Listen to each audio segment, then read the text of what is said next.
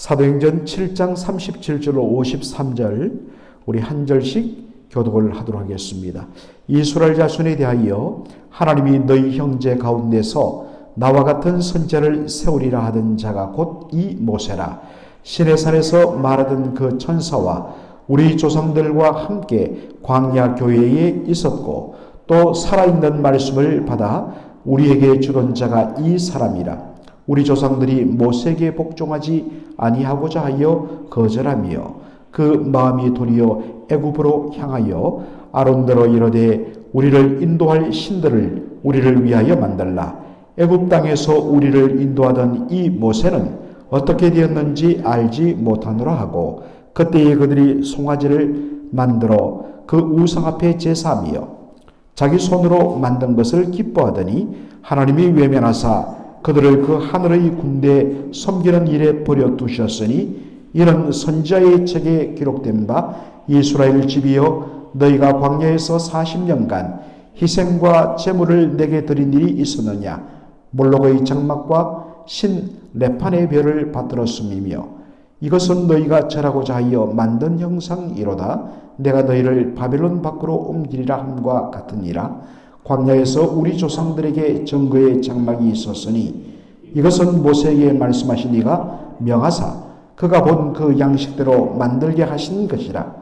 우리 조상들이 그것을 받아 하나님이 그들 앞에서 쫓아내신 이방인의 땅을 점령할 때에 여호수아와 함께 가지고 들어가서 다윗 때까지 이르니라.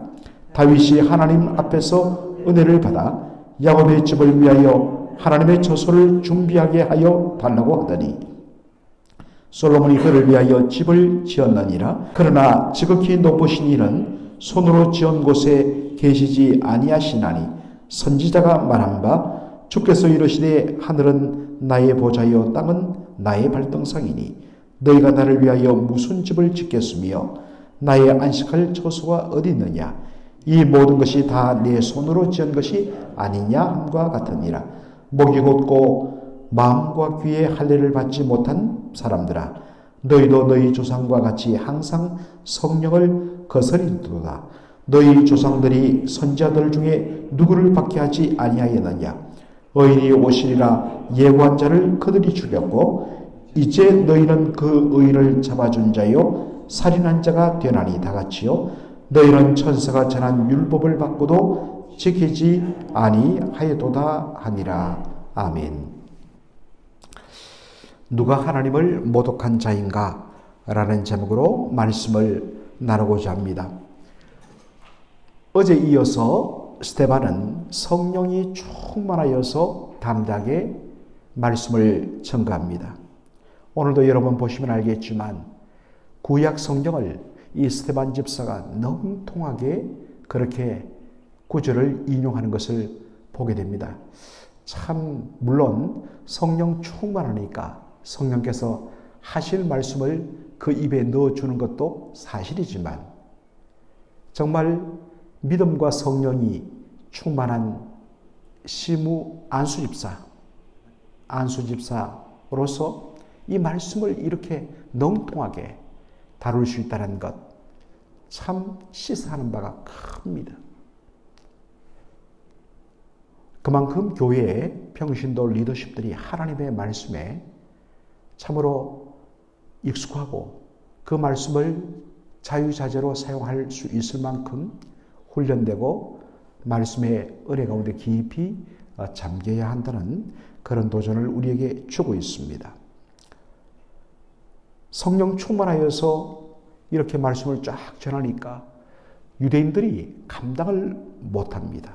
그래서 이 스데반을 죽음으로 몰아가기 위해서 거짓 증인들을 매수하여서 세워 이 사람은 모세와 하나님을 모독하는 죄를 범했으며 그리고 모세가 전한 율법도 모독했다. 그리고 하나님을 예배하는 성전을 헐 것이라고 그렇게 말하고 떠들고 다녔다. 라고 말을 합니다. 스데반은 자신이 모세를 모독한 적이 없다고 그렇게 자세히 밝힙니다. 그러면서 바로 오늘 어제에 이어서 모세의 이야기가 기록되어 있습니다. 스데반은 모세에 대하여서 그는 출애굽과 홍해와 광야에서 40년 동안 이스라엘 백성을 인도하던 사람이라고 이야기합니다. 그리고 이스라엘 백성들에게 살아있는 말씀을 전한 자라고 이야기합니다. 살아있는 말씀, 두 가지 의미죠. 이 말씀 속에는 생명이 들어있어서 이 말씀을 받아들이고 이 말씀을 순종하는 자는 정말 그 생명의 놀라운 은혜를 누린다라는 그러한 말씀도 되고, 이 율법, 하나님이 모세를 통하여 우리에게 주신 율법은 바로 우리를 심판하고 정죄하는 목적이 아니라 원래는 이 말씀을 누구든지 순종하기만 하면, 순종도 마지못해 하는 것이 아니라 자발적으로 하나님을 사랑하여 경외하는 마음으로, 왜? 하나님은 우리의 하나님이시니까, 우리의 구원자시니까 마땅히 하나님을 사랑하여 그 말씀을 순종하기 때문에 그 말씀은 어려운 말씀 아니라, 묵은 짐이 아니라, 그리고 그 말씀을 순종하는 것이 마땅한데 그 말씀을 준행하고 순종하면 그것으로 인하여서 너희가 생명을 얻는, 너희를 살리는 말씀이라 하여서 살아있는 말씀이라. 그 율법에 대하여 기존에 가지고 있던 부정적인 의미를 스데반은 싹 지워버리고 모세를 통하여 주신 이 율법은 살아있는 말씀, 생명의 말씀, 살리는 말씀이란 말입니다. 그 어디에도 스데반이 그 거짓 증인들이 말한 것처럼 모세를 모독한 것이 없고, 그리고 모세가 전해준 율법을 한 번도 거짓되이 모독하거나 왜곡시킨 것이 없다는 것을 스스로 밝힙니다. 그리고 이런 의도를 가지고 우리가 이 스데반의 설교를, 7장에 나온 설교를 읽을 때, 아하, 그래서 이야기를 하는구나 라는 것을 우리가 알 수 있습니다. 도리어 모세와 그가 전한 율법을 모독한 자는 누구냐? 바로 너희 유대인들의 조상인 이스라엘 백성들과 그의 후손인 바로 당신들이라 라고 지적을 합니다. 광야에서 이스라엘 백성들 어떻게 했느냐? 도리어 모세를 거역하고 모세가 전한 하나님의 율법, 하나님의 말씀을 얼마나 거역했느냐라고 이야기를 합니다. 하나님의 말씀에 불순종해서 가데스 바네아에서 우리는 죽을 것이다, 하나님이 우리를 이곳으로 인도한 것은 우리를 여기서 죽이려 함이라 라고 하면서 모세와 아론을 대적하고, 결국 모세와 아론을 대적하는 것은 모세와 아론을 보내시고 그들을 인도하신 여호와 하나님을 향한 대적이란 것입니다. 그리고서는 다른 지도자를 세워서 하나님께서 정말로 그들을 건져내신 그 애굽 땅, 거기로 가서 다시 종살이 하겠다고 말하던 것이 누구냐? 광야의 이스라엘 백성들의 모습이었다는 것입니다. 그들은 광야 40년간 우상 숭배에 빠졌다라고 합니다. 그래서 계속 광야 생활을 한 겁니다. 모세가 시내산에 하나님의 말씀, 십계명을 받으러 올라간 사이에 산 아래에서는 아론이 이스라엘 백성들과 더불어서 무엇을 만듭니까? 금송아지 우상을 만들고 그것을 섬겼습니다. 또한 광야 40년 동안 그들은 하늘의 군대를 섬겼다라고 이야기합니다. 여러분, 하늘의 군대, 구약 성경에서 하늘의 군대는 두 가지로 쓰여요. 첫째는 바로 하늘에 있는 천군 천사를 가리켜서 하늘의 군대라 그렇게 표현하기도 합니다마는, 우상 숭배와 관련돼서 하늘의 군대란 말은 하늘에 있는 해와 달과 별들, 이 전체 하나님이 만드신, 그래서 하나님께서 온 우주 공간에 분정하신, 하나님께서 하나님의 뜻대로 펼쳐놓으신 이 우주의 전체를 그들은 신으로 여겨서 그렇게 섬겼다는 것입니다. 이것이 하늘의 군대란 말입니다. 스데반은 특별히 이 사실을 아모스 5장 25절로 27절의 말씀을 인용해서 그렇게 말합니다. 이스라엘 백성들이 40년간 광야에서 섬긴 우상 숭배 중에 하나가 몰렉이었다. 몰록이라고 되어 있는데 정확하게 말하면 몰렉, 바로 암몬의 신이죠.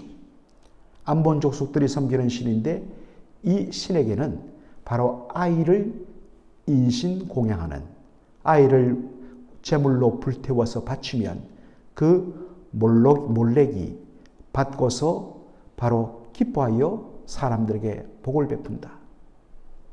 여러분에게 가장 소중한 것이 뭐냐면 돈보다 자식 아니겠습니까? 소위 말해서 가장 나에게 소중한 것을 하나님, 신에게 바치면 그 신이 감동한다는 겁니다. 야, 얘는 됐구나. 가장 소중한 것을 바치네? 그러면 내가 너에게 축복을 더해 줄게. 아주 인간적인 생각이 만들어낸 그런 헛된 거짓된 우상 숭배가 바로 몰렉신 숭배였습니다. 이것들이 이스라엘 백성들에게 퍼져 있어서 광야 40년간 그들이 하나님을 불순종하는 그 불순종의 하나가 뭐냐면 이런 형태의 우상 숭배를 했다는 것입니다. 레판의 별을 섬겼다. 여러분, 레판의 별이 뭐냐면 바로 토성입니다. 토성. 이 띠가 둘어 있는 토성 여러분 아시죠? 그게 토성 맞죠? 예, 저도 헷갈리네요. 목성인지 토성인지. 예. 토성을 그들이 섬겼습니다. 이것은 아수르의 어떤 우상 숭배 행위였는데 그것이 어떤 의미에서는 이들에게까지도 영향을 미쳤다는 것입니다.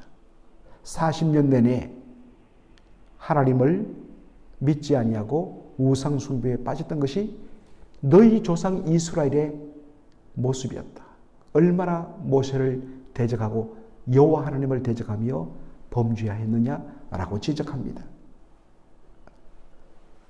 우리가 주목할 표현은 우상 숭배하는 이스라엘 백성들에 대한 하나님의 심판입니다. 여러분들 42절 보시면 하나님이 외면하사 그들을 그 하늘의 군대 섬기는 일에 버려 두셨으니 하나님이 그들을 외면했다. 그리고 하늘의 군대, 즉 하늘의 해와 달과 별을 우상으로 섬기는 그들의 우상 숭배를 내버려 두셨다. 참 여러분, 이 표현을 우리가 주목할 필요가 있습니다. 하나님께서는 범죄한 자들에 대하여 그냥 두지 않습니다. 하나님이 심판하세요. 그런데 그 심판이 당장 나타나지 않고 심판이 마지막에 최종적으로 나타난다. 그건 뭘 말할까요?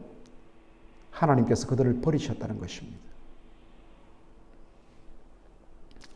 차라리 하나님께서 범죄한 자들에 대하여 적시로 하나님께서 매를 드시는 것, 이건 뭐냐? 하나님께서 사랑하신다는 역설적인 증거입니다. 그런데 죄를 범했는데 온갖 나쁜 짓을 40년간 하는데도 하나님 내버려 두신다? 야, 아무 문제 없구나. 여러분, 그것이 가장 심각한 문제입니다. 하나님이 손대지 아니하시고 고개 돌리시고 외면하고 마음대로 해라고 내버려 두는 것, 여러분, 이것이 가장 무서운 심판입니다. 참 이것이 우리에게 시사하는 바가 굉장히 큰 것입니다. 하나님께서 모세에게 광야에서 성막을 짓게 하셨습니다. 그리고 솔로몬 왕 때 이것을 확대해서 성전을 만들게 하셨습니다. 그런데 7년간 우리 역대상 5장부터 우리가 7장까지 그리고 8장에는 바로 낙성식, 우리를 말하면 봉헌식, 성전 봉헌식을 할 때 솔로몬이 하나님 앞에 드린 기도의 내용이 나오는데 거기 솔로몬이 뭐라고 이야기합니까? 7년간 어마어마한 규모로 성전을 짓고서도 말합니다. 지극히 높으신 하나님은 사람의 손으로 만든 곳에 거하지 못하신다라고 이야기합니다. 하늘의 하늘들이라도 하나님을 용납할 수 없다. 하나님께서 거기에 거할 수 없다는 것입니다. 그러면 이 땅에 있는 성전은 뭐냐? 하늘에 계신 하나님께서 바로 이스라엘 백성들 가운데 거하시며 임하시며 그들의 왕이 되신다는 상징적인 표현이라는 것입니다. 그러므로 성전을 통하여 하나님을 예배하며 높이는 것의 절정은 뭐냐? 왕이신 그분의 말씀을 따라 다스림받는 삶 사는 것. 그것이 하나님께서 우리 가운데 거하시며 우리의 왕이 되신다는 바로 신앙 고백이 되는 것입니다. 다만 성전은 눈에 보이는 건물은 하나님의 임재를 상징하는 것이고 또한 그 성전에서 뭐가 들어줍니까? 속죄제사가 들어주죠. 속죄제사를 통하여서 바로 하나님께서 우리의 죄를 용서하시며 그 속죄함 받은 우리와 화목했으니까 이제는 하나님의 뜻대로 제가 살겠습니다. 하나님의 다스림을 받겠습니다. 하는 고백으로 연결되어지는 것이죠. 우리 성도의 삶도 똑같지 않습니까? 우리가 예수 믿고 구원받아 하나님의 백성이 되고 하나님과 화목함으로 그 다음에는 그분의 뜻을 따라 내가 거룩하니 너희도 거룩하라. 하나님의 말씀을 따라 거룩한 삶을 사는 바로 하나님의 백성의 삶이 바로 구원받은 자의 삶인 것이죠. 이 신약과 구약이 이렇게 연결됩니다. 그리고 이 성막과 성전의 최종적인 실체요 완성은 누구냐? 예수 그리스도라는 것입니다. 여러분, 예수님께서 이 땅에 오시고 십자가와 부활을 통하여서 바로 우리의 죄를 다 사해 주시고 또 예수님의 이름이 뭡니까? 아들을 낳으리니 그 아들의 이름을 예수라 하라. 이는 바로 너희 자기 하나님께서 자기 백성들의 죄를 바로 구원하시는 그러한 구원자이기 때문에 예수라고 이야기하고 또한 또 하나 이름이 있죠. 임마누엘. 임마누엘이 뭡니까? 하나님께서 임마누 너희와 함께 우리와 함께 하신다. God it is with us. 하나님이 우리와 함께 하신다는 히브리어 말이 임마누엘인 것입니다. 예수님은 성령님을 통하여서 지금도 내가 너희와 영원히 함께 하겠다는 말씀을 지키고 계십니다. 바로 성령을 통하여 예수님께서 우리 안에 거하심으로 말미암아 하나님께서 우리와 함께 하신다는 이 임마누엘의 약속이 완성되는 것입니다. 성전의 제사는 성전에서 드리는 제사, 염소와 송아지의 피로서는 결코 우리의 죄를 완전히 정결하지 못합니다. 그러면 염소와 송아지의 희생 제사는 무엇을 가리키는가? 장차 오실 하나님의 어린 양 예수 그리스도의 단번에 영원한 속죄를 미리 보여주는 맛보기요, 예표요, 그림자 역할이란 것입니다. 구약 성도들은 그것을 믿음으로 바라보며 장차 오실 메시아를 믿는 믿음으로 죄사함을 받는 것입니다. 그런데 이것을 나중에는 완전히 망각하고 그저 희생제물 많이 드리면 속죄함 받고 늘 그것만 바라보고 살았던 것이 누구냐? 유대인들이었다는 것입니다. 그런 의미에서 예수님께서 이 땅에 오시고 예수님이 십자가에 피 흘려 죽으시고 부활하심으로 말미암아 이 성전, 눈에 보이는 성전은 더 이상 존재 이유가 없기 때문에 이 성전을 허물라 내가 사흘 만에 다시 세우리라. 예수님이 그렇게 말씀하신 거란 겁니다. 그러면서 이제 스데반이 마지막으로 지적합니다. 이스라엘 백성들에 대하여 유대인들에 대하여 목이 곱고 기와 마음의 할례를 받지 못한 자들이여 회개하라 라고 이야기합니다. 사랑하는 성도 여러분, 내일 우리가 스데반의 이제 순교 장면을 마지막으로 보겠습니다만은 오늘 1차적으로 이 말씀을 통해서 우리가 받는 도전은 뭐냐? 누가 하나님을 모독하는 자인가? 모든 종교적인 어떤 껍데기는 다 갖고 있습니다.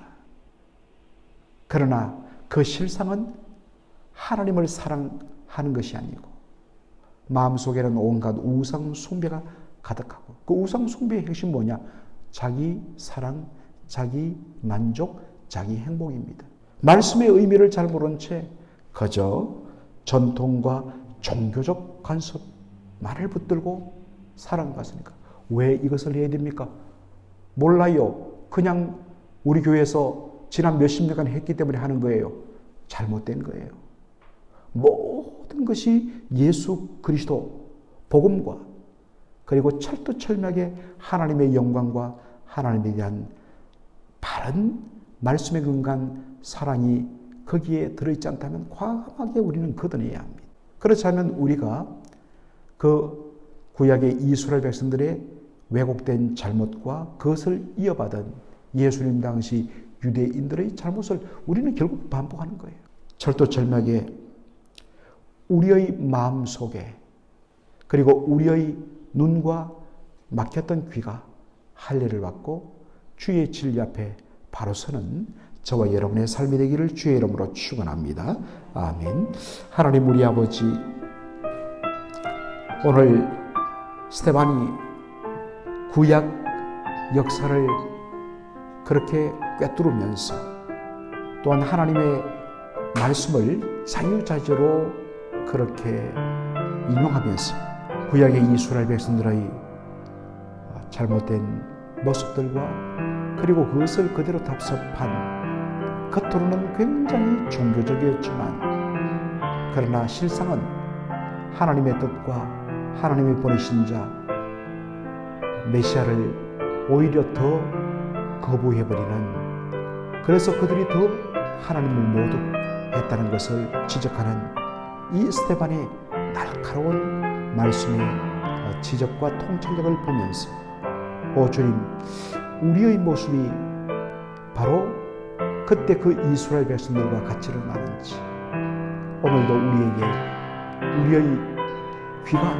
말씀을 듣는 귀와 말씀을 온전히 받아들여야 할 우리의 마음이 할례 받아야 되는 것을 주여 다시 한 번 더 저희들을 기억하면서 성령의 은혜 가운데 우리의 귀가 열리고 우리의 눈이 열리며 우리의 마음이 열려서 주의 진리의 말씀을 받게 하시며 그 말씀 앞에 온전히 엎드리는 저희들의 복된 삶이 되게 하여 주시옵소서. 예수님의 이름으로 기도하옵나이다. 아멘.